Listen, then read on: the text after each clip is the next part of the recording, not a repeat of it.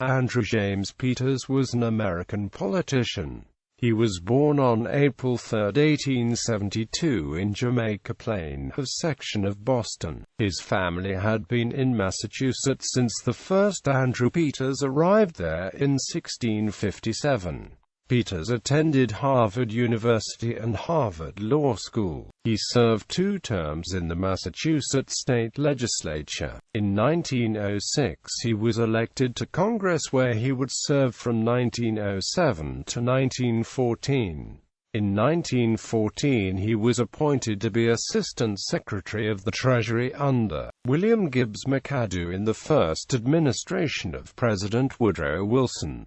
He served there until 1918, when he began his term as mayor of Boston. Peters' term as mayor is remembered for his handling of the Boston police strike in 1919. Peters was considered for the governorship later in the 1920s but was not nominated. Peters' reputation also suffered because of his relationship with a young relative of his wife. He had married Martha Phillips in 1910, and together bore 6 children. Mrs. Peters' cousin, Mrs. Helen Faithful, had a young daughter named Star Wyman, later Star Faithful, who attracted Peters' attention in 1917.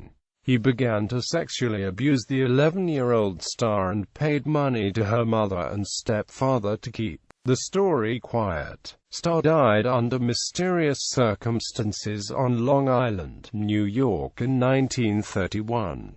The story came out, damaging Peters' reputation. The circumstances of Peters' relationship with Star Faithful eventually became part of the material used by John O'Hara in his novel Battlefield. 8. Peters also plays a key role in Dennis Lehane's novel The Given Day.